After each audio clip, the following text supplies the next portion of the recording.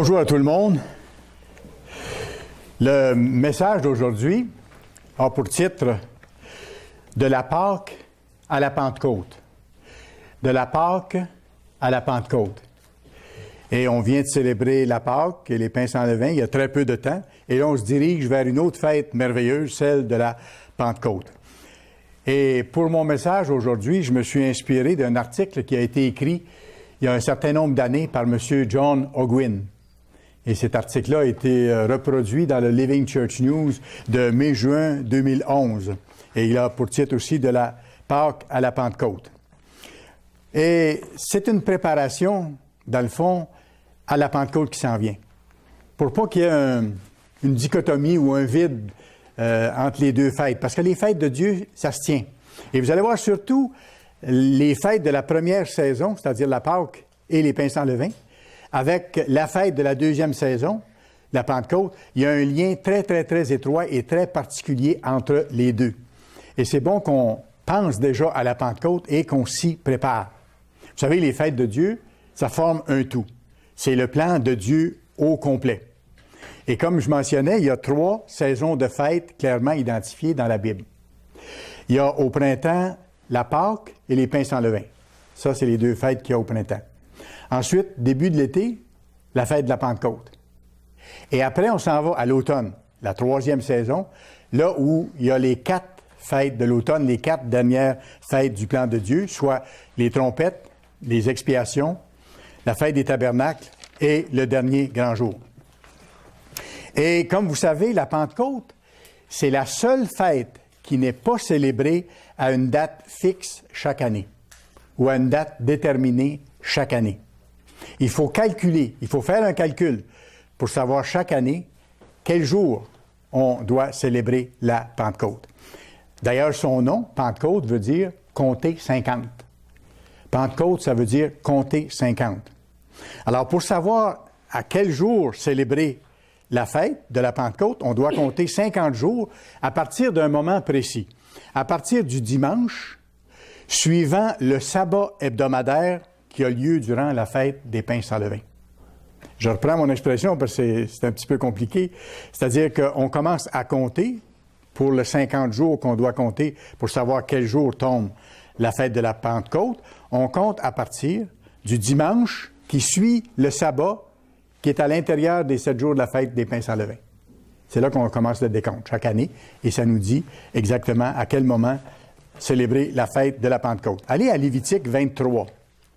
Lévitique, chapitre 23, c'est le chapitre où Dieu a décrété ces fêtes, ces 7 fêtes annuelles, que son Église célèbre et que le monde va célébrer dans le monde à venir, après le retour de Christ, et qu'on célébrera par après ensuite. Parce que ça va toujours garder la même valeur de représenter les étapes dans le plan de Dieu. Alors, Lévitique 23, versets 9 à 11. L'Éternel parla à Moïse et dit, « Parle aux enfants d'Israël et tu leur diras, quand vous serez entrés dans le pays que je vous donne et que vous y ferez la moisson, vous apporterez au sacrificateur une gerbe. » Donc, c'est-à-dire ce qui aura poussé de la terre, de la récolte, qui aura été coupé, qui aura été attaché en gerbe. Il dit, vous apporterez au sacrificateur une gerbe, prémisse de votre moisson, premier fruit de votre moisson du printemps. Et le sacrificateur l'agitera de côté et d'autre devant l'Éternel afin qu'elle soit agréée, afin qu'elle soit acceptée par Dieu. Le sacrificateur l'agitera de côté et d'autre le lendemain du sabbat. Comme je vous ai dit, on commence à compter à partir du dimanche, le lendemain du sabbat, qu'il y a durant la fête des pains sans levain.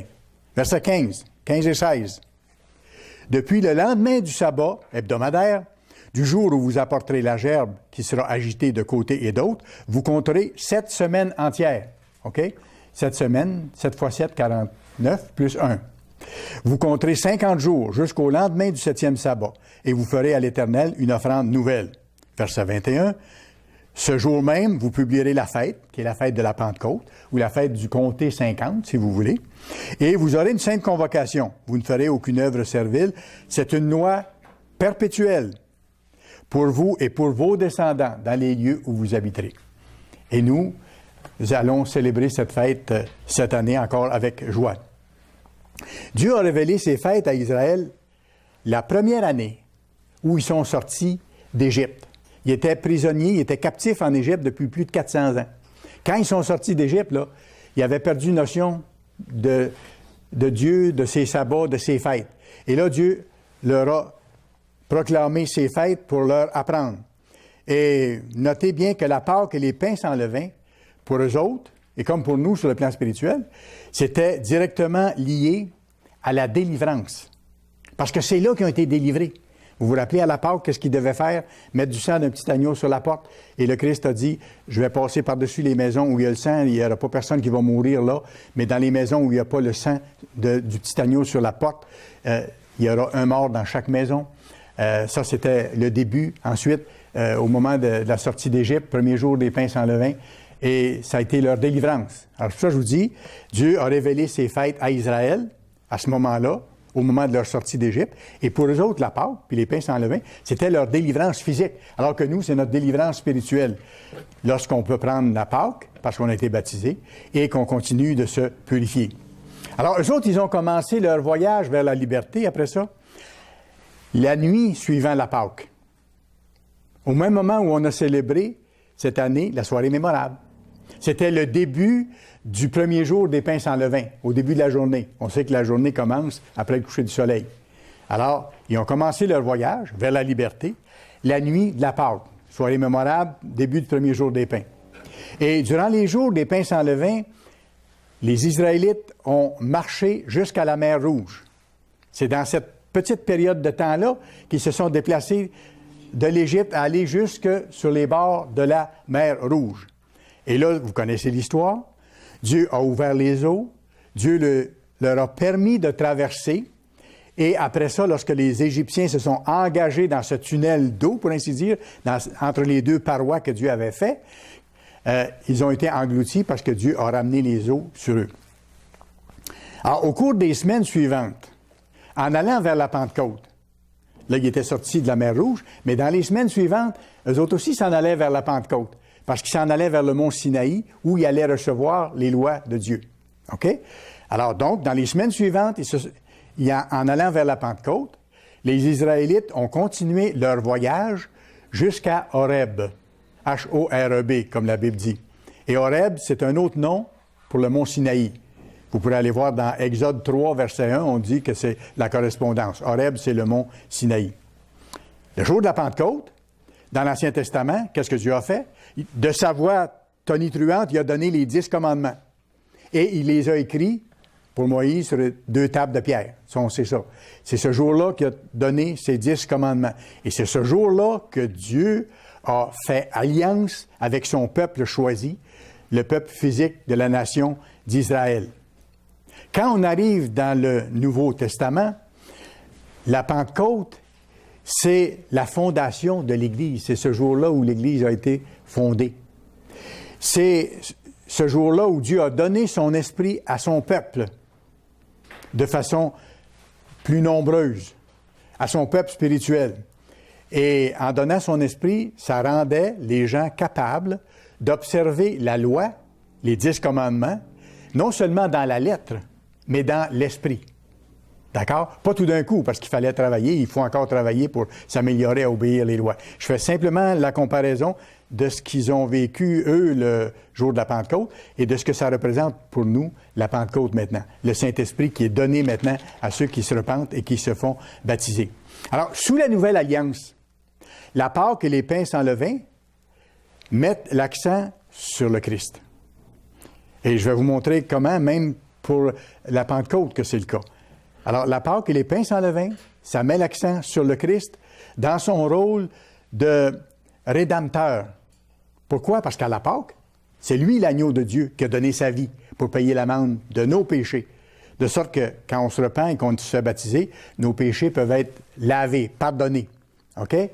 Alors, la Pâque, ça met l'accent sur le rôle du Christ en tant que notre rédempteur. Et les pains sans levain, ça met l'accent sur le rôle de Jésus-Christ en tant que pain sans levain. En tant que pain sans levain. Parce que lui n'a jamais péché. Lui n'a jamais péché et il s'est présenté comme le pain de vie. C'est lui qui nous donne la vie éternelle par après. Voyez-vous? Alors, il est impliqué dans les pains sans levain. Nous, on est impliqués dans les pains sans levain parce que c'est notre rôle à jouer de nous débarrasser du péché. Mais dans la même fête des pains sans levain, il y a une signification de base bien importante, la présence du Christ, qui, lui, est notre exemple en toutes choses. Le pain parfait, le pain de vie, le pain sans levain qui, lui, n'a jamais péché. Et un jour, lorsqu'on sera transformé en être spirituel, on sera capable de ne plus pécher comme lui. Voyez-vous? Il est notre exemple en toutes choses. Alors, dans l'Ancien Testament, quand on agitait une gerbe, comme on a vu, au cours de la fête des pains sans levain, ça représentait Jésus-Christ ressuscité, enlevé de la terre, mort et ressuscité, qui était présenté à Dieu. Et on voit dans le Nouveau Testament, à un moment donné, que le Christ a traversé les cieux et s'est présenté devant son Père, non pas avec le sang des agneaux, mais avec son propre sang, et lequel a été agréé. Alors, cette gerbe-là qui était agitée au cours de la fête des pains sans levain, ça représentait Jésus-Christ ressuscité. Jésus-Christ, le premier-né d'entre les morts. Il est le premier-né d'entre les morts. Le premier-né spirituellement. Les autres viendront à son retour, lorsque ceux qui appartiennent à Christ et qui seront encore vivants seront changés en un instant, et ceux qui sont morts au cours de l'histoire, mais qui appartenaient à Christ, seront ressuscités, ramenés à la vie, mais cette fois-ci, non pas à une vie physique, mais à une vie spirituelle. Alors là, il n'y aura pas juste un premier-né dans la famille de Dieu, il y aura plusieurs petits frères et petites sœurs pour le Christ. Dieu va agrandir sa famille à ce moment-là. Mais cette gerbe-là représentait le Christ ressuscité, le premier-né d'entre les morts, qu'on appelle aussi les prémices, ou le premier fruit de la moisson spirituelle de Dieu. Premier fruit de la moisson spirituelle de Dieu. Premier fruit de la moisson spirituelle de Dieu. Aujourd'hui, l'Église de Dieu se compose de tous ceux qui ont conclu alliance avec leur Créateur. Quand on se repent, qu'on veut changer, qu'on demande pardon à Dieu de notre vie passée, qu'on lui consacre notre vie entière et qu'on lui dit « Fais ce que tu veux avec moi, amène-moi à terme pour que je naisse dans ta famille », à ce moment-là, on fait alliance avec Dieu par le sang du Christ quand on est passé par les eaux du baptême. Ça, c'est l'Église de Dieu aujourd'hui. Et depuis la Pentecôte du Nouveau Testament, comme je mentionné tantôt, le Saint-Esprit est accordé, justement, à tous ceux qui se repentent vraiment, qui regrettent d'avoir transgressé les lois de Dieu et qui s'efforcent de ne plus le faire. À ceux qui sont baptisés et qui sont des véritables chrétiens, c'est-à-dire qui s'efforcent, malgré leurs limitations, malgré leurs faiblesses, malgré les difficultés, les obstacles, d'appartenir à Dieu, de continuer fidèlement à persévérer jusqu'à la fin. L'Église se compose de ces gens-là. Et Dieu leur a donné son Saint-Esprit et il nous le redonne chaque jour quand on lui demande pour installer en nous sa nature à lui, son caractère à lui, pour qu'on le développe, ce caractère-là. Allez dans 2 Pierre. 2 Pierre. C'est une histoire fantastique, l'histoire de ce qui se passe entre les fêtes de la première saison, la Pâque et les pains sans levain, et la fête de la Pentecôte, parce que c'est l'histoire de notre cheminement chrétien. Et c'est l'histoire du Dieu qui nous aime et qui nous donne tout ce dont nous avons besoin pour arriver au but. 2 Pierre 1, versets 3 et 4. Sa divine puissance, son Saint-Esprit, qu'il donne à ceux qui se convertissent, qui se font baptiser, sa divine puissance nous a donné tout ce qui contribue à la vie et à la piété. Il ne parle pas ici de la vie physique, il parle de la vie spirituelle. Parce que la vie physique, on l'a déjà. Mais sa puissance nous donne tout ce qui contribue à la vie spirituelle qu'il nous donne par son Saint-Esprit pour nous mener vers la vie éternelle. Sa divine puissance nous a donné tout ce qui contribue à la vie spirituelle, vers la vie éternelle, et à la piété, c'est-à-dire pour nous rendre capables d'obéir à ses lois. C'est ça la piété. Au moyen de la connaissance de celui qui nous a appelés, par sa propre gloire et par sa vertu. Verset 4. Celle-ci nous assure de sa part les plus grandes et les plus précieuses promesses. Oui, parce que si on fait notre part, qu'on le supplie chaque jour, de nous donner cette force-là, de nous donner de continuer à nous repentir, et il le fait parce que c'est ce qu'il veut.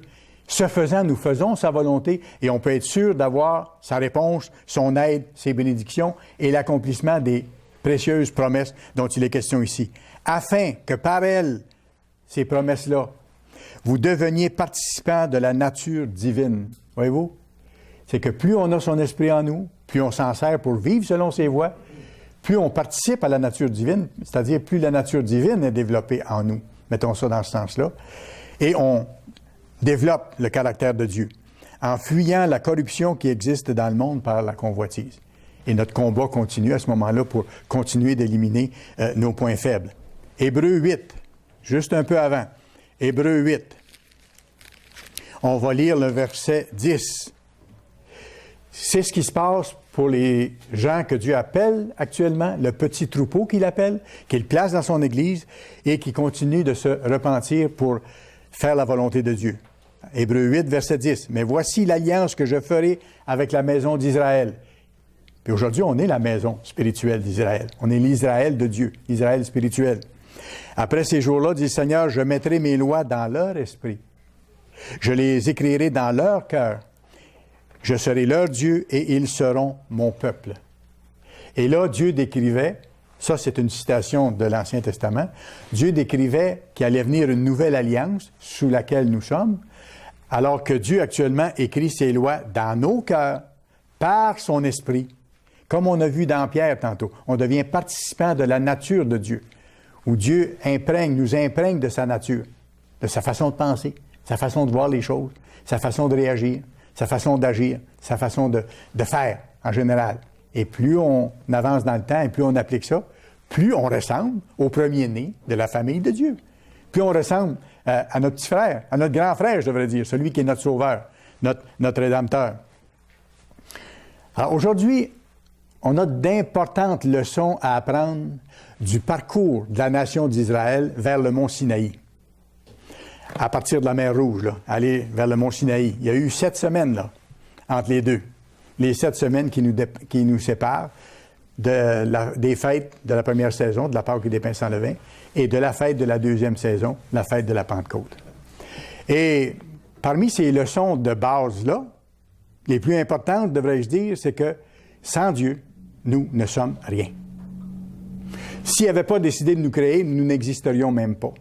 Et si Dieu n'avait pas fait en sorte de vous conserver aujourd'hui le souffle de vie que vous avez, vous ne seriez pas là, ni moi non plus. Alors, sans Dieu, nous ne sommes rien. Ça, c'est sur le plan physique. Et c'est également vrai sur le plan spirituel. Je vais plus loin. Autre leçon à laquelle on peut penser au cours de cette période qui nous approche de la Pentecôte. Sans la Pâque, sans le sacrifice de Christ, il n'y a pas de possibilité d'être pardonné. S'il n'y a pas de sacrifice de Christ, il n'y a pas de possibilité d'être pardonné. C'est seulement par son sang qu'on peut être lavé. Maintenant, je vais plus loin. Sans les pains sans levain, sans la fête des pains sans levain de vie éternelle, qui est Jésus-Christ, nous ne pourrions avoir aucun espoir d'immortalité. C'est lui qui est le pain sans levain de vie, le pain de vie éternel. Alors ça aussi, c'est une autre leçon qu'on doit réfléchir, à laquelle on doit penser au cours de ces jours-là pour apprécier le sacrifice de Christ, apprécier son rôle dans les fêtes. Et je vais plus loin maintenant. Sans la Pentecôte, sans le don du Saint-Esprit, impossible de vaincre nos fautes. Impossible de vaincre nos fautes. Impossible d'observer ses lois spirituelles. Et impossible de croître spirituellement. Ça a été prouvé par la nation israélite parce qu'ils n'avaient pas l'Esprit de Dieu non plus. Et ils ont été incapables d'eux-mêmes de faire la volonté de Dieu puis d'obéir à ses lois. Mais, et ça fait tellement bonheur à nos cœurs, mais parce qu'il y a la Pâque, parce qu'il y a le pain de vie, le Christ, parce qu'il y a le Saint-Esprit du Christ et de Dieu, nous pouvons arriver au but. Et nous pouvons accéder à la vie éternelle, à faire partie de la famille de Dieu. C'est son but. C'est ça qu'il a en tête.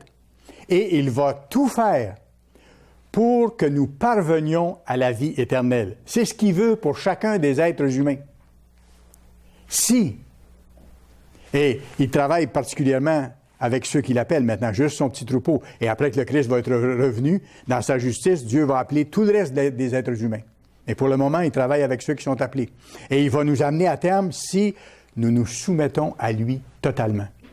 si nous nous soumettons à lui totalement, si nous le supplions régulièrement de nous laver, parce qu'on se trompe encore, de nous donner la force d'aller plus loin, de ne pas se décourager, et que nous lui demandions de nous aider à faire notre part en toutes choses. Il va le faire, parce que c'est son but, il veut qu'on l'atteigne. Alors, si on insiste, il va nous donner la réponse. Il va nous donner la réponse. Vous savez, en cours de route vers le salut, Dieu le permet que nous ayons, nous qui sommes ses appelés, que nous ayons des difficultés, oui. Que nous ayons des épreuves, oui. Que nous ayons des choses inattendues qui dérangent dans nos vies, oui. Que nous ayons des déceptions, oui. Des pertes, oui. Des chagrins, oui. Des choses parfois que nous ne comprenons pas, oui. Dieu le permet pour nous tester, pour développer notre caractère. C'est parce qu'il nous aime. Dieu ne permettra pas qu'on entre dans son royaume en n'étant pas préparé. Dieu va être certain que quand il va nous donner la vie éternelle, que nous ne nous détournerons jamais de lui. Bien sûr, si nous amenons sur nous des conséquences négatives ou des problèmes parce que nous avons pris des mauvaises décisions, parce que nous avons transgressé les lois de Dieu, parce que nous n'avons pas pris conseil comme la Bible le demande, ou que nous n'avons pas suivi les voies qui nous sont montrées, bien là, on souffre parce qu'on a fait le mal, parce qu'on a choisi nous-mêmes de faire les choses à notre façon, et Dieu va nous laisser apprendre les leçons amères qu'on a à apprendre dans ces circonstances-là, tant qu'on n'aura pas compris. C'est dommage, mais c'est comme ça.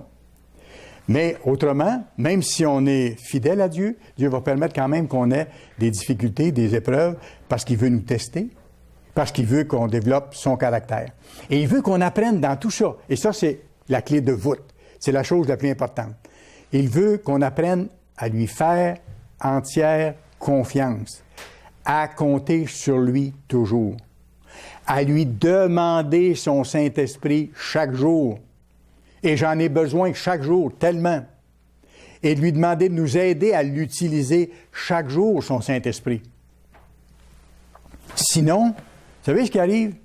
Si je ne demande pas à Dieu de m'aider dans chaque journée, d'aplanir mes sentiers, d'être dans ce que je vais faire, de m'aider à prendre les bonnes décisions, à dire les bonnes choses au bon moment ou à ne pas parler au bon moment. Tout ça, si je ne mets pas mes journées entières dans ses mains, si je ne compte pas sur lui, vous savez quoi? Je dois compter sur moi. Et là, je suis en danger. Et là, si je compte sur moi-même, je suis en grand danger. Parce que là, il faut que je trouve moi-même, par ma supposée puissance et par ma supposée intelligence des choses, il faut que je trouve le moyen d'affronter mes difficultés, de régler mes situations problématiques et de passer à travers les adversités, en ne comptant que sur mes moyens, si je ne lui demande pas régulièrement. Et quand je fais ça, ou quand vous faites ça, et ça nous arrive tous, un jour ou l'autre, de passer par ce genre de situation-là, mais il faut se dépêcher dans ce temps-là de revenir à Dieu, de reprendre nos études bibliques quotidiennes, régulières, de prier chaque jour, de lui demander son aide, puis de nous appliquer à faire sa volonté. Et là, Dieu nous redonne la force. Il nous redonne encore son Saint-Esprit pour qu'on soit capable. Mais sinon, si je compte sur moi, ce que je vois à ce moment-là, c'est que je vois de moins en moins Dieu, je vois de plus en plus les problèmes. Je vois de moins en moins la majesté de Dieu, je vois de moins en moins sa puissance, je vois de moins en moins son désir de me libérer de toutes les situations, soit en enlevant la situation, ou soit en me donnant la force de passer à travers. Ça, il me le donne. Mais si je compte sur moi, que je détourne mes yeux de lui, à ce moment-là, je vois de plus en plus les problèmes, je vois de plus en plus mon impuissance, et je vois de moins en moins la puissance de Dieu et sa capacité à m'aider à passer à travers. Vous savez, je reviens là-dessus, puis c'est important. Les 2 premières saisons de fêtes sont liées de façon particulière. Les 2 fêtes du printemps et la fête du début de l'été. Le Christ, c'est le point central, c'est le pivot de tout ça. Le Christ est notre Pâque, c'est notre Rédempteur. Le Christ est notre pain de vie, le pain sans levain. Et le Christ, il est notre Pentecôte, c'est-à-dire qu'il est la présence active de Dieu en nous. Galates 2, verset 20, que M. Meredith nous cite si souvent et qui a tellement d'importance. Ce n'est plus moi qui vis, c'est le Christ qui vit en moi. Voyez-vous sur qui je dois compter? Non pas sur petit moi, ou grand moi, parce qu'on est porté à se voir grand, mais ce n'est pas sur moi que je compte, mais sur le Christ. Sachant qu'il est en moi, je le supplie de me guider, de me diriger, de m'aider à réagir comme lui réagirait, à parler comme lui parlerait, ou à garder le silence comme lui garderait le silence. Il faut apprendre de plus en plus à compter sur Dieu, toujours, en toutes circonstances, en tout lieu, de tout cœur. Et ça ne vient pas automatiquement. Il faut le développer avec le temps. Mais heureusement, Dieu nous donne du temps. Mais le temps se fait de plus en plus court. C'est pour ça qu'il ne faut pas diluer le temps qui nous reste, mais concentrer pour vraiment nous préparer aux choses qui s'en viennent. Ne jamais oublier, parce qu'Israël a oublié, dès qu'ils sont sortis d'Égypte, ils ont oublié le Dieu qui venait de faire tant de miracles pour eux autres. Nous, on ne doit jamais oublier tout ce que Dieu a fait pour nous. Puis en même temps, ne pas oublier ce qu'il a fait pour Israël dans le passé, ce qu'il a fait pour ses serviteurs dans la Bible. C'est un encouragement extraordinaire. Et ne pas oublier non plus tout ce qu'il a promis de faire pour vous, personnellement, parce qu'il a promis de vous amener à terme. Et on peut compter sur ses promesses parce qu'elles sont infaillibles. Ce qu'il a dit dans la Bible, c'est toujours réalisé. Et quand Dieu dit qu'il va répondre à ceux qui le cherchent et qui cherchent à faire sa volonté, on peut compter qu'il va le faire en son temps, à sa façon. Ça aussi, il faut apprendre ça, il faut le laisser le temps d'agir selon son plan, à sa façon. Mais c'est de là que vient la paix d'esprit quand on agit comme ça, qu'on lui remet entre ses mains nos situations en disant « Je sais que tu vas intervenir pour moi. Donne-moi à moi de faire ma part, par exemple, à te chercher de tout mon cœur, par chercher à me purifier. » Alors, je vous donne ça parce que ça nous donne de quoi à penser en avançant vers la Pentecôte, pour nous préparer à la Pentecôte. Et ça, si on fait ça, qu'est-ce que ça fait en nous? C'est que ça affermit notre foi. Ça affermit notre foi et ça fait aussi une réaction qui est tellement importante que l'apôtre Paul souligne. Il faut ranimer l'esprit. Utiliser l'esprit que Dieu nous donne, mais le ranimer. Si on s'éloigne de Dieu et qu'on compte sur nous, on étouffe l'esprit. Si on compte sur Dieu et qu'on lui demande son aide, on le ranime, parce qu'on compte sur celui qui est la source de la puissance. Ça, c'est toute la différence. Vous savez, durant leur parcours des pains sans levain à aller à la Pentecôte, entre leur sortie de la mer Rouge et le mont Sinaï, comme je vous ai mentionné tantôt, les Israélites ont tout de suite oublié les nombreux miracles que Dieu avait faits pour les délivrer. Les 10 plaies, vous les connaissez, des miracles flamboyants qu'il avait fait pour les libérer. La colonne de feu et la colonne de nuée qui les suivaient jour après jour dans leur pérégrination. C'était Dieu qui était là, qui manifestait même physiquement sa présence. Miracle encore, de toute évidence. La traversée de la mer Rouge à sec et la mort des Égyptiens, leur ennemi, qui était à leur poursuite. Miracle de Dieu encore. Et quand ils ont sorti de la mer Rouge, 3 jours après, ils avaient déjà oublié ça. Ça n'a pas duré longtemps, hein? 3 jours après. Puis c'était pas des petites choses, là. C'était des grands miracles.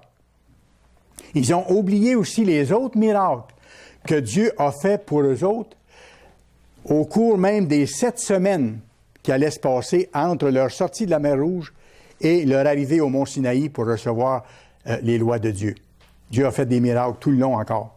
Puis tout de suite, ils ont oublié aussi. Ils ont oublié les premiers miracles, puis ils ont oublié les miracles qu'ils vivaient en cours de route. Ils ne les voyaient même pas. Leurs yeux étaient sur eux-mêmes. Ils avaient apporté l'Égypte en eux aussi. 3 jours après la sortie de la mer Rouge. Allez à Exode 15. Exode chapitre 15, s'il vous plaît. Ça vaut la peine. Exode chapitre 15. C'est pour ça que nous, il faut garder les yeux sur celui qui donne la foi et l'amène à la perfection, sur le Christ, notre Rédempteur. 3 jours après la sortie de la mer Rouge, qu'est-ce qui est arrivé? Les Israélites n'avaient pas d'eau à boire. Il y avait de l'eau, mais ce n'était pas de l'eau potable. Qu'est-ce qu'ils ont fait? Est-ce qu'ils se sont dit, Dieu a fait tous ces miracles-là pour nous sortir d'Égypte, pour nous amener jusqu'ici? On va lui demander.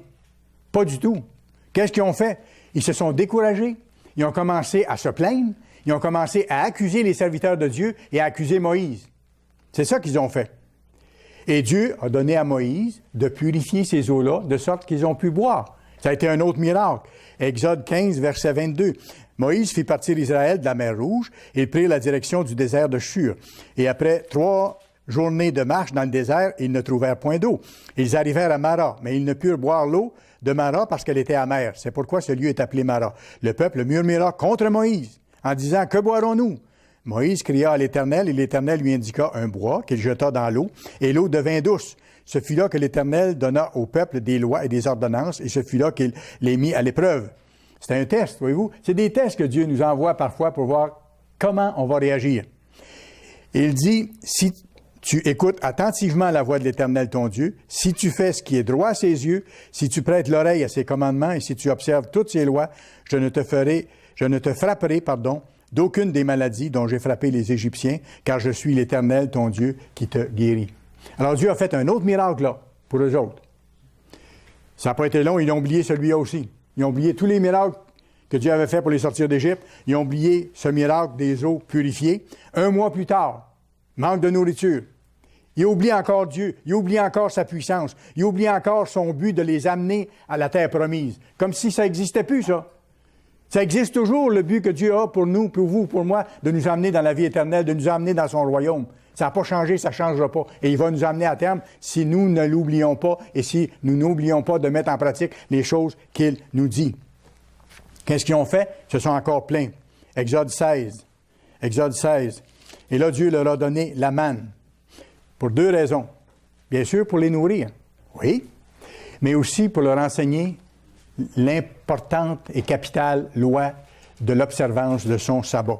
Exode 16, versets 22 à 26.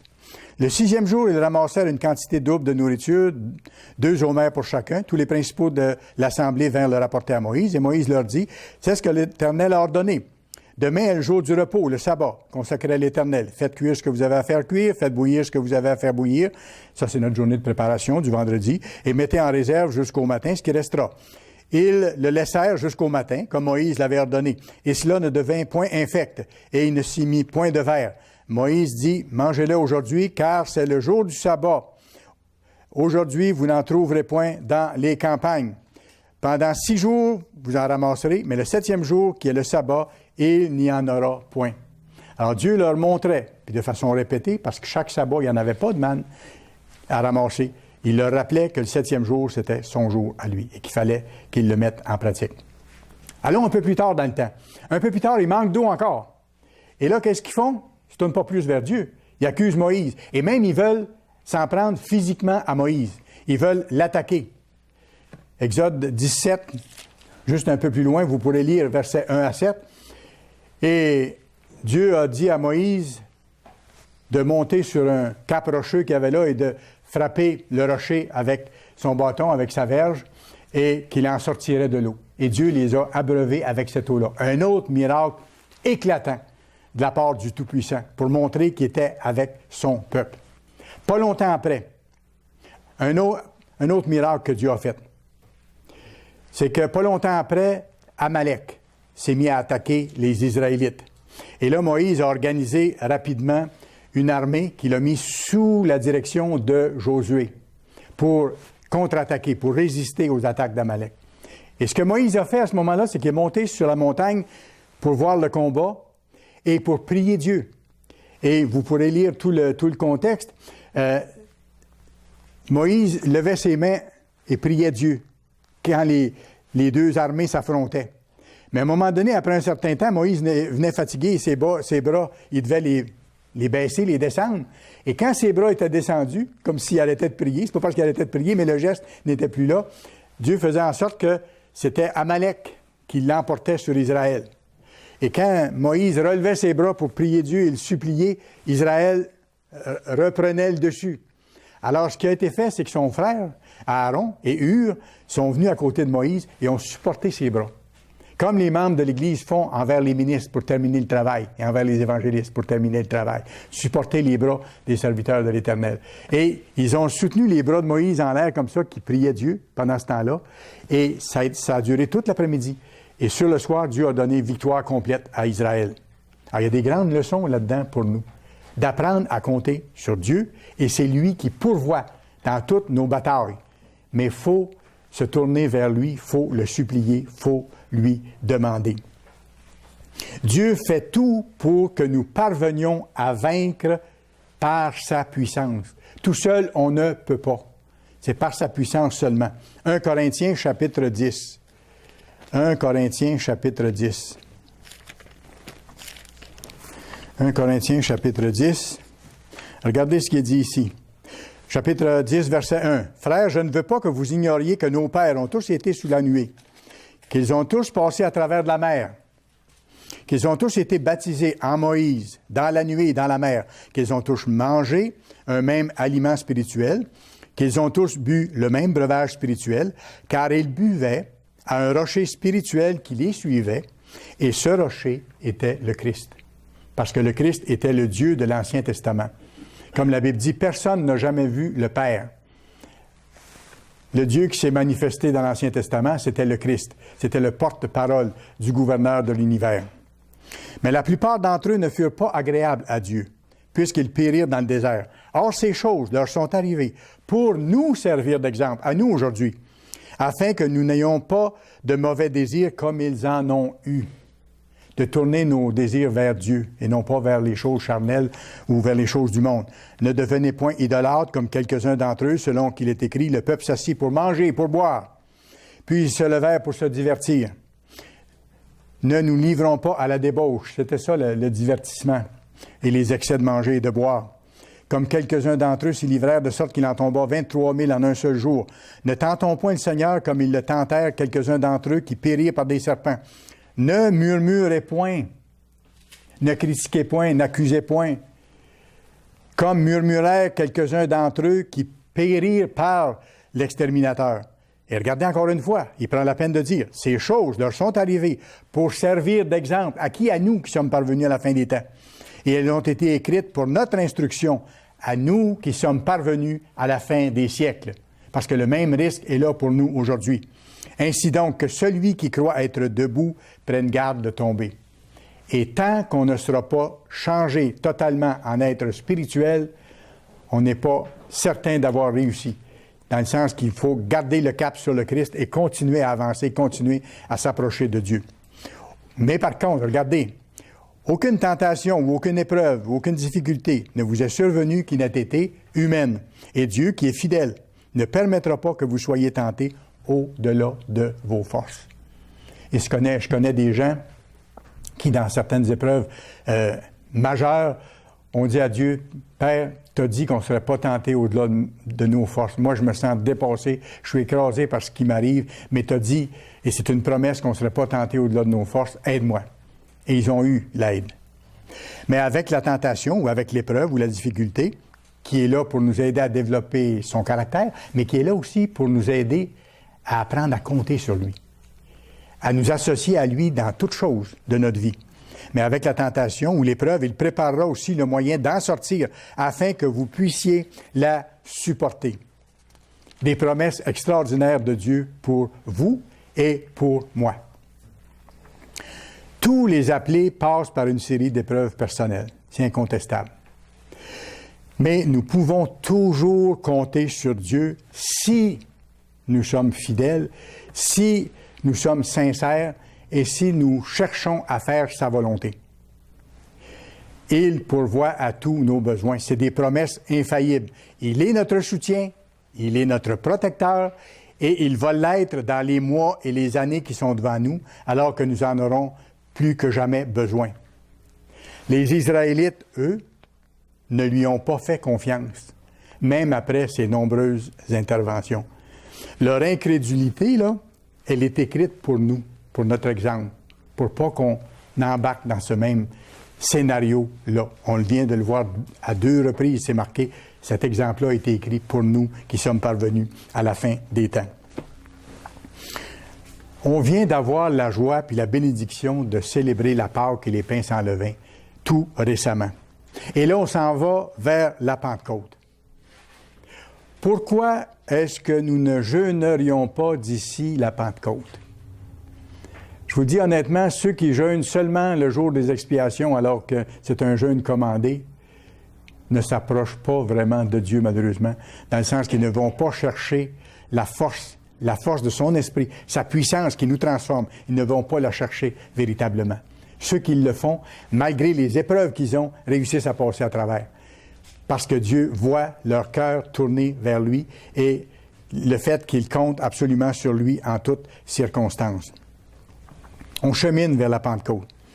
Alors, pourquoi ne pas jeûner en exprimant à Dieu, notre reconnaissance pour qui il est, pour tout ce qu'il a fait dans l'histoire, pour la libération de l'humanité qui s'en vient, pour notre libération personnelle. Puis en lui demandant que par son esprit, notre cœur se tourne totalement vers lui pour faire sa volonté. Faire sa volonté, pas la nôtre. Maintenant, rapidement, je vous donne 7 leçons qu'on pourrait méditer d'ici la Pentecôte pour bien nous préparer à cette fête merveilleuse qui s'en vient, qui sera sans doute assez spéciale cette année. Colossiens 3. Colossiens 3. Si vous avez un marqueur, vous pouvez le laisser dans Colossiens 3. On va revenir à quelques reprises. Colossiens 3, versets 1 et 2. Cherchez les choses d'en haut. Ça, c'est ce qu'on doit avoir à l'esprit en allant vers la fête de la Pentecôte. Cherchez les choses d'en haut, donc les choses de Dieu. Affectionnez-vous aux choses d'en haut et non à celles qui sont sur la terre. Colossiens 3, versets 1 et 2. Donc, on doit chercher les choses qui viennent de Dieu, ce qu'il nous dit de faire, comment il nous dit de vivre. Il nous dit d'apprendre ses voies, d'étudier chaque jour sa parole, pour en être nourri, puis la mettre en pratique dans nos vies. C'est ça, chercher les choses d'en haut. Et nous débarrasser des choses qui sont contraires à sa loi. Ça, c'est la première leçon ou la première chose à laquelle on peut penser d'ici la fête de la Pentecôte. Et vous savez, cette leçon-là, de chercher les choses d'en haut, plutôt que nos plaisirs personnels ou les voies du monde qu'on doit rejeter, elle est indispensable, cette leçon-là, pour réussir. Sans elle, nous ne pourrons pas achever la course. Sans elle, nous ne pourrons pas achever la course. Et malheureusement, certains, la Bible dit, n'achèveront pas la course. Parce qu'à un moment donné, ils ont laissé aller les choses et parfois les ont laissé aller trop loin, de sorte qu'ils se sont retrouvés dans des situations de faiblesse où ils voyaient moins clairement l'importance des choses, l'importance de pratiquer les lois, l'importance de supplier Dieu, l'importance de prier, d'étudier. Sans elle, on ne peut pas achever la course, sans le fait de chercher les choses d'en haut, premièrement. Je pose la question autrement, qu'est-ce qui est le plus important dans votre vie? Je me la pose à moi. Qu'est-ce qui est le plus important dans ma vie maintenant? Qu'est-ce que je dois aimer le plus? Qu'est-ce qui doit venir en premier? À quoi est-ce que je dois consacrer le meilleur de mon temps? La réponse est claire. C'est aux choses d'en haut, aux choses de Dieu, à la prière, à étudier sa parole. C'est comme ça que je commence chacune de mes journées. Et si je ne les commençais pas comme ça, je sais que je serais faible. Et j'ai besoin de cette force de Dieu-là. Si nous chérissons et recherchons les choses d'en haut, Dieu promet que nous paraîtrons avec le Christ dans la gloire au moment de son retour. Ben oui, il va nous garder. Parce que si on cherche les choses d'en haut vraiment, pas juste théoriquement, mais dans la pratique, il va nous amener à terme et il va nous transformer pour le jour de Jésus-Christ. Verset 4 de Colossiens 1. Quand Christ, votre vie, le pain sans levain de vie éternelle, quand Christ, votre vie, paraîtra, alors vous paraîtrez aussi avec lui dans la gloire. On sera transformé complètement. Oui. Pourquoi? Parce qu'on sera en chemin. On ne sera pas dans une autre direction ou on ne sera pas au ralenti en laissant tomber des choses. Alors ça, c'est une des réflexions qu'on peut faire d'ici la Pentecôte pour nous aider à bien préparer une fête qui plaise à Dieu. Deuxième leçon, on ne la trouve pas loin, c'est dans Colossiens 3, verset 5, juste un peu plus loin. Deuxième leçon à méditer. Faites donc mourir ce qui, dans vos membres, est terrestre. Puis là, il donne une série de transgressions des lois de Dieu, la débauche, l'impureté, les passions, les mauvais désirs et la cupidité ou la convoitise, qui est une idolâtrie. Oui, parce que si on convoite quelque chose qu'on n'a pas le droit d'avoir, c'est qu'on place cette chose-là en avant de Dieu, entre Dieu et nous. Et là, c'est une idolâtrie.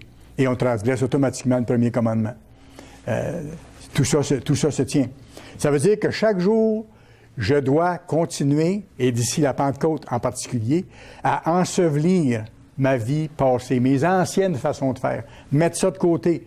Donc, continuer à vivre selon la fête des pains sans levain, à rejeter le mal de ma vie et à l'éliminer de plus en plus complètement. J'y arrive pas d'un coup, mais il faut que je sois en train de le faire.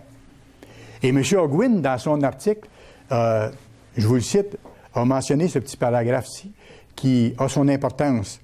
Par exemple, si nous regardons des films ou des émissions télévisées contraires aux standards de Dieu, nous alimentons nos pulsions mauvaises au lieu de les détruire. C'est facile, c'est un ou l'autre. Si je regarde les films de violence ou les films de perversion de toutes sortes, ou si je me plais dans les jeux de violence ou dans ces choses-là, est-ce que je m'affectionne aux choses d'en haut? Ben non, je m'affectionne aux choses terrestres. Et j'enlève pas ce que je dois enlever. Alors, c'est une chose qu'on doit continuer à faire. Ces tendances-là ne doivent pas subsister dans notre vie et il faut les enlever complètement. Pas à moitié, parce que la nature humaine a cette propension à dire « j'en ai fait un peu, c'est comme si j'avais tout fait ». Non, si j'ai fait juste un peu, enlever un peu du mal, mais que je ne l'ai pas enlevé au complet, que j'en garde un peu parce que ça me plaît, c'est comme si je n'avais rien fait. C'est comme si je ne l'avais pas enlevé.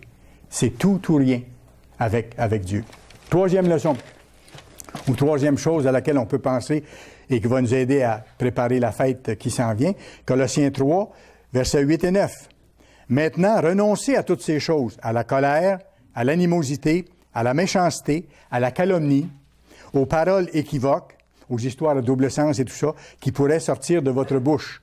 Ne mentez pas les uns aux autres, vous étant dépouillés du vieil homme et de ses œuvres. Ça veut dire enlever nos vêtements sales, nos façons de faire qui ne sont pas correctes, nous débarrasser de certaines conduites ou de certains comportements qu'un chrétien ne doit pas avoir. Tout simplement. D'ailleurs, c'est pas pour rien, vous pourrez aller voir dans Ésaïe 64 et le verset 5, Dieu dit, en parlant des hommes, les hommes, nous sommes tous comme des impurs, et toute notre justice humaine est comme un vêtement souillé. Toute notre justice humaine au point de départ, là, avant de connaître la vraie justice de Dieu, même si on se pense bon, même si on pense faire des bonnes choses et tout ça, Dieu dit, cette sorte de justice-là qui est humaine, selon la logique humaine, qui peut apporter des bons sentiments, de se sentir bon, de se sentir important, cette sorte de justice-là, c'est un vêtement souillé. Vous savez, c'est un changement total auquel Dieu nous appelle. Je pense que ça prend du temps avant qu'on le réalise, et je me demande si on le réalise encore vraiment. Plus le temps va avancer, plus on va le réaliser. Quatrième leçon. Comme on doit enlever des vêtements sales, si vous voulez, on doit mettre des nouveaux vêtements. Revêtir le Christ, comme la Bible parle. Colossiens 3, verset 10, juste un petit peu plus loin. Ayant revêtu l'homme nouveau, qui se renouvelle dans la connaissance, selon l'image de celui qui l'a créé. Voyez-vous, on revêt le Christ, c'est-à-dire qu'on adopte les comportements du Christ par son esprit. On lui demande de vivre en nous, de lutter en nous, de nous donner la victoire sur nos fautes, nos faiblesses, de nous aider à réagir comme lui réagirait dans telle ou telle circonstance. Et ce faisant, à ce moment-là, on se revêt du Christ, si vous voulez. On prend pour nous ses comportements, ses façons d'agir à lui. On devient comme le plus vieux de la famille encore. C'est ce que je mentionnais tout à l'heure. Et là, c'est un nouveau moi qui apparaît. C'est l'homme nouveau dont la Bible parle. Et cet homme nouveau-là, c'est un homme intérieur qui a le caractère de Dieu de plus en plus, qui ressemble au Christ de plus en plus. Et cet homme nouveau-là, ou cette femme nouvelle-là, ce moi nouveau, il n'est pas destiné à vieillir et il n'est pas destiné à dégénérer. C'est le caractère de Dieu qui va rester en nous pour l'éternité si on maintient la même tendance jusqu'à temps que Dieu nous transforme complètement. Regardez ce que dit le verset 12 de Colossiens 3. Ainsi donc, comme des élus de Dieu, et vous êtes des élus de Dieu, saints et bien-aimés, revêtez-vous. Voyez-vous, il faut mettre d'autres choses en nous. Il faut mettre d'autres choses sur nous. Revêtez-vous des sentiments de compassion, de bonté, d'humilité, de douceur et de patience, comme ceux du Christ. On se revêt des habits du Christ, pour ainsi dire, de sa façon de faire à lui, de sa façon de penser. Alors, c'est une autre chose qu'on peut méditer d'ici la Pentecôte pour bien se préparer. Cinquièmement, tout ça, en faisant ça, aura un impact. Un impact dans nos relations les uns avec les autres. Et regardez ce que dit le verset 13. C'est le 5e point ou la 5e chose à laquelle on peut penser et développer pour améliorer notre comportement d'ici la fête de la Pentecôte. Verset 13. Supportez-vous les uns les autres. Oui, parce qu'on est encore des êtres humains. Et parfois, même sans le vouloir, on peut s'offenser ou on peut faire des choses qui déplaisent à d'autres sans s'en rendre compte ou ainsi de suite. Supportez-vous les uns les autres. Et si l'un a sujet de se plaindre de l'autre, ce qui arrive inévitablement un jour ou l'autre, gardez, pardonnez-vous réciproquement. C'est la recette ultime. Pardonnez-vous réciproquement. De même que Christ vous a pardonné, pardonnez-vous aussi. Et c'est la recette pour qu'une famille soit heureuse, soit en paix, soit en harmonie et soit unie. Vous savez, dans une famille humaine, il y a des gens qui parfois se pilent sur les pieds les uns les autres. Mais quand vous avez une famille où les gens font attention pour ne pas réagir et sauter sur l'autre et commencer à accuser et à créer des problèmes additionnels, mais qu'on passe par-dessus. Vous savez que c'est une famille on dit que c'est une famille unie puis c'est une famille harmonieuse. Il y en a des familles comme ça, où les gens sont capables de passer par-dessus des choses et ils vont rester amis durant toute leur vie, ils vont se voisiner même et tout ça, même s'ils ne sont pas toujours d'accord sur certaines choses. Ils vont même s'entendre parfois pour ne pas discuter de certains points au sujet desquels ils risquent de s'entrechoquer, si vous voulez. Mais pourquoi? C'est parce qu'ils font attention les uns aux autres pour garder l'unité de la famille. Et dans la famille de Dieu, c'est la même chose. Et cette unité-là va aller en grandissant. Et là encore, je vous cite M. Ogwin, à ce sujet-là, il dit « La Bible nous exhorte à nous supporter les uns les autres et à nous pardonner réciproquement, au lieu de nous emporter, ça c'est la nature humaine, de nous offenser, c'est encore la nature humaine, et de garder rancune. Nous devons manifester à notre prochain les sentiments du Christ, que nous allons développer uniquement grâce à son aide, si nous sommes proches de lui. Certes, nous avons tous nos petites irritations, mais Dieu nous demande de nous supporter les uns des autres et de nous pardonner réciproquement pour que la famille continue d'avancer vers le même but et que là, on devienne des encouragements les uns pour les autres. 6e leçon, si on fait ça, c'est qu'il y aura une paix et une reconnaissance qui va s'installer en nous. Et ceux qui le font, et je sais qu'un bon nombre de personnes le font, il y a une paix, il y a une reconnaissance dans le cœur de ces gens-là. Les animosités s'en vont. On passe par-dessus. On continue notre route. Dieu bénit dans ce sens-là. Philippiens 4. Juste un peu avant. Philippiens et le chapitre 4, verset 4. Réjouissez-vous toujours dans le Seigneur. Je le répète, réjouissez-vous. Il dit toujours, ça veut dire, quelles que soient les circonstances. Oui, parce que j'ai un Dieu suprême qui prend soin de moi et qui est prêt à m'aider dans toutes circonstances si moi, je le supplie, si j'en fais mon associé dans toutes choses de ma vie, les grands aspects comme les petits aspects. Que votre douceur soit connue de tous les hommes. Le Seigneur est proche. Dans notre cas, c'est encore plus vrai. Ne vous inquiétez de rien. Mais en toute chose, faites connaître vos besoins à Dieu par des prières et des supplications, avec des actions de grâce. Ça, c'est avec reconnaissance. Demandez à Dieu. Soumettez-lui vos problèmes. Mais manifestez votre reconnaissance. Et regardez ce qui arrive à ce moment-là, verset 7. Et la paix de Dieu, c'est une paix d'esprit, une paix intérieure. Et la paix de Dieu qui surpasse toute intelligence gardera vos cœurs et vos pensées en Jésus-Christ. Formidable, formidable. Et cette paix-là, elle ne vient pas du monde. Vous le savez. Elle ne vient pas du monde. Ça ne peut venir que de Dieu. Et on peut avoir cette paix-là, quelles que soient les circonstances. Rappelez-vous, l'apôtre Paul, à un moment donné, il était en prison, il était avec des chaînes aux pieds. Et il chantait des cantiques. C'est parce qu'il y avait la paix, cette paix intérieure-là. Pourtant, les circonstances étaient complètement adverses. Vous avez d'autres serviteurs de Dieu qui se sont retrouvés dans des circonstances extrêmement pénibles et difficiles. Mais parce qu'ils mettaient leurs yeux sur Dieu, ils savaient que Dieu savait ce qu'ils vivaient. Ils s'en remettaient à lui. Ils disaient, Dieu, c'est toi qui pourvois. Tu vas faire en sorte que ta volonté se fasse à travers moi dans ce que j'ai à vivre. Merci d'avance de ce que tu vas faire, même si je ne sais pas comment cette chose-là va se terminer. Ça, c'est de faire confiance entièrement à Dieu. Et Dieu aime ça, et Dieu intervient dans ce temps-là, à sa façon. Quand on a foi en Dieu, quand on a confiance en lui, automatiquement, il y a de la reconnaissance. Oui, il y a de la reconnaissance parce qu'on reconnaît ce qu'il a fait. On reconnaît ce qu'il va faire avant qu'il le fasse. Parce qu'on dit, tu es un Dieu fidèle. Tu ne changes pas. Tu dis que tu es le même hier, aujourd'hui, éternellement. Je te le rappelle. Et je sais que tu vas intervenir parce que tu n'abandonnes pas celui qui se tourne vers toi. Tu nous dis, demandez et vous recevrez. Cherchez et vous trouverez. C'est sûr que ce qu'on cherche, ça doit être la volonté de Dieu. Et ce qu'on doit chercher, c'est les choses d'en haut. Si je cherche d'autres choses que les choses d'en haut, ou que je garde dans ma vie des choses que je n'ai pas à garder, c'est sûr que je mets un mur entre moi et Dieu à ce moment-là. Mais si je cherche vraiment Dieu en me repentant, Dieu va me répondre et j'aurai cette reconnaissance-là envers lui et j'aurai la paix d'esprit, même dans la tourmente, même dans les situations difficiles. Et ça, là, c'est un fruit précieux. Et c'est le fruit d'une relation étroite avec notre grand Dieu, qui veut avoir un rapport étroit avec nous. C'est notre Père. Il veut nous garder sous son aile. Il dit qu'on est plus important pour lui que la prunelle de ses yeux. Il dit qu'il a les yeux constamment sur ses enfants.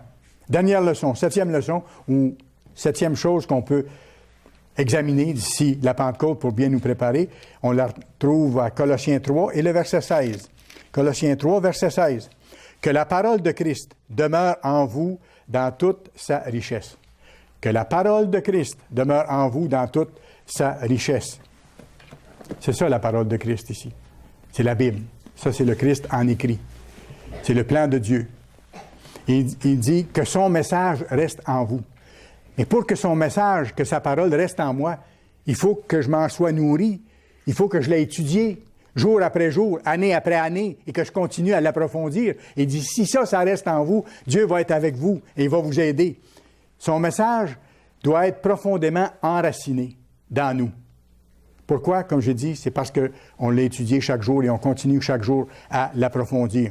Et ce message-là, le message de l'Évangile, de la libération prochaine de l'humanité, du retour de Christ, le message que l'Église annonce sur les réseaux de télévision, de radio, à Internet et dans les autres moyens de communication, c'est le même message. Et ce message-là, il doit nous habiter, il doit nous envahir, il doit diriger nos pensées, nos émotions, nos réactions. C'est notre vie. C'est plus que ça, c'est notre vie éternelle qui en dépend. Dieu nous a appelés pour nous donner la vie éternelle.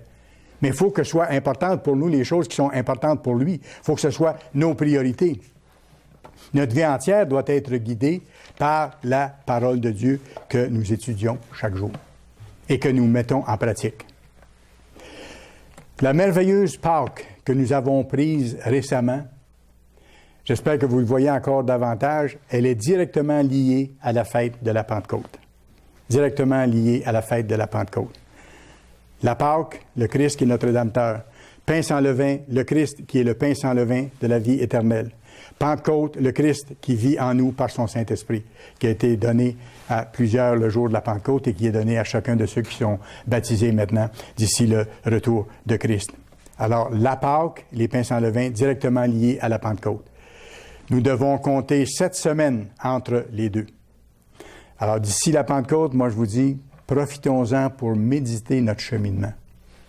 Profitons-en pour nous tourner totalement vers notre Dieu, pour établir les bonnes priorités, pour réaliser qu'on a besoin de Dieu de façon absolue, totalement sur le plan physique et totalement sur le plan spirituel. Notre besoin absolu de sa puissance. Et ce matin, en terminant le sermon, il y a un verset qui m'est venu à l'esprit comme ça, et je suis venu à bout de le retrouver grâce à ma concordance. Je trouve ça tellement encourageant. Ésaïe 64, verset 4. Tu vas, il parle de Dieu, toi Dieu, tu vas au-devant de celui qui pratique avec joie la justice. OK? Il va même au-devant de celui qui pratique la justice, mais qui n'est pas encore parfait, mais qui est en train de faire des efforts et qui le supplie. Dieu dit, attends pas, il va au-devant de celui qui pratique avec joie la justice, de ceux qui marchent dans tes voies et se souviennent de toi. Contrairement aux Israélites qui ont tout de suite abandonné l'Éternel quelques jours après les nombreux miracles qu'il avait faits et même après chacun des autres miracles qu'il a fait par la suite alors qu'il se rendait vers le mont Sinaï. On ne doit pas oublier. Souviens-toi. Dieu rappelle ça souvent dans la Bible. Souvenez-vous. Et en terminant, Éphésiens 3, verset 20, Éphésiens 3, verset 20, à celui qui peut faire, par la puissance qui agit en nous, son Saint-Esprit, qu'on va souligner à la fête de la Pentecôte, à celui qui peut faire, par la puissance qui agit en nous, infiniment au-delà de tout ce que nous demandons. C'est gros, cela. On demande plein de choses, mais il dit, il peut faire beaucoup plus que ce que vous demandez. Au-delà de ce que nous demandons ou pensons, à lui soit la gloire dans l'Église et en Jésus-Christ. Voyez-vous, si on a à cœur de servir Dieu, de faire sa volonté, si on le supplie, si on dit, j'ai besoin de toi chaque jour, chaque instant, transforme-moi pour que je fasse ta volonté, à ce moment-là, par sa puissance, il va nous transformer et il va nous amener à terme. Préparons-nous à cette Pentecôte qui vient avec reconnaissance, avec joie, avec enthousiasme pour célébrer la fête de la Pentecôte comme jamais auparavant.